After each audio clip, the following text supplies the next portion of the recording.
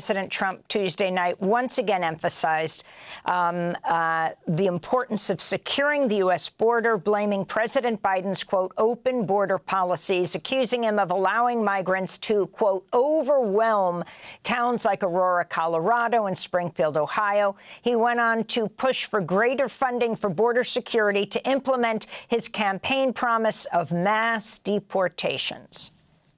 I have sent Congress a detailed funding request laying out exactly how we will eliminate these threats to protect our homeland and complete the largest deportation operation in American history, larger even than current record holder, President Dwight D. Eisenhower, a moderate man, but someone who believed very strongly in borders. Highlighting his designation last month of Venezuelan and Salvadoran gangs, as well as Mexican drug cartels, as foreign terrorist organizations. Trump then described Mexico as being controlled by cartels. The territory to the immediate south of our border is now dominated entirely by criminal cartels that murder, rape, torture, and exercise total control. They have total control over a whole nation, posing a grave threat to our national security. The cartels are waging war on America, and it's time for America to wage war on the cartels, which we are doing. For more, we're joined now from Phoenix, Arizona, a border state with Mexico, by longtime immigration activist Erika Andiola. She was the press secretary for Latino outreach for the Bernie Sanders 2016 presidential campaign. And she has a recent op-ed piece in the Arizona Republic headline, "Deporting Immigrants Like Me Won't Make Eggs Cheaper or Your Family Safe." Erika, respond to what you heard Trump say last night. Yeah, nothing new. It's the same type of strategy, right? You pick this marginalized group, in this case, the immigrant community, and you double down on ensuring that the American people create this image, right? That immigrants are really the villain, the ones that are taking your jobs, that are stealing your wages, et cetera, et cetera. And the reality is that is false. We know that the majority of Americans in this country contribute greatly to the economy, contribute greatly to our communities. But unfortunately, it is a great way for Elon Musk to do what he's doing and keep people distracted, right? Thinking that they are going to make people safer by detaining grandmothers, DACA recipients, teachers, right? And that reality is far from the truth. So there's nothing new that he said, but he is doubling down on creating this image for the American people that immigrants are to blame for every single one of their problems, when we know who are really the ones who are slashing Medicaid and trying to get rid of Social Security for the American people.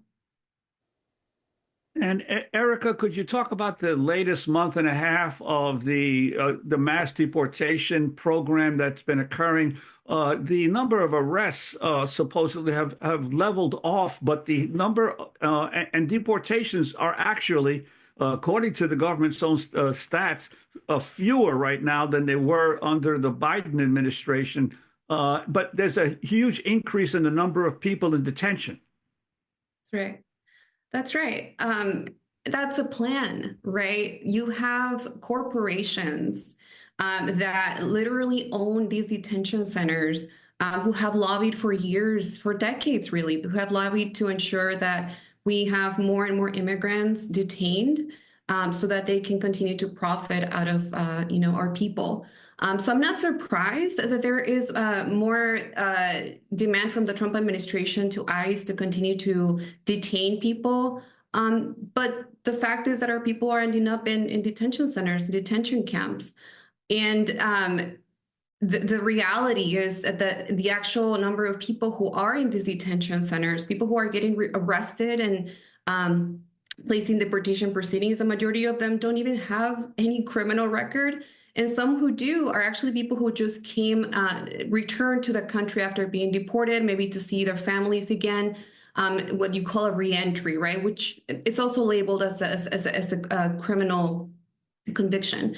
So what I'm trying to say is that the majority of our people who are detained right now, who are being arrested, are not necessarily the people who Trump was speaking about last night, the rapists, whatever he says every single time. He paints this picture to make sure the Americans believe that those who are being arrested are really those who are posing a threat to the American people. But that's really far from the truth of what I'm seeing, what I'm hearing from other organizations who are getting the calls from the immigrant community, who are getting picked up for doing nothing, for maybe driving or just being in the wrong place at the wrong time. I mean, I just heard the story of a Guatemalan American who was driving between two New York cities, right outside of New York City.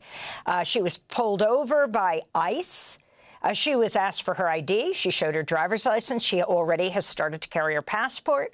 And then they said, we want another federal ID. She showed her passport, and they said, we're not letting go of you until you tell us where you illegally got this passport, a totally legal ID. And they held her for hours on the side of the cold road as she saw person after person pulled aside. She said it was very clear they were people of color. 3 people were taken into a van and handcuffed until they finally released her. Erika Andiola, I want to thank you for being with us. Longtime immigration activist. We're going to link to that piece you wrote, Deporting Immigrants Like Me Won't Make Eggs Cheaper or Your Family Safe.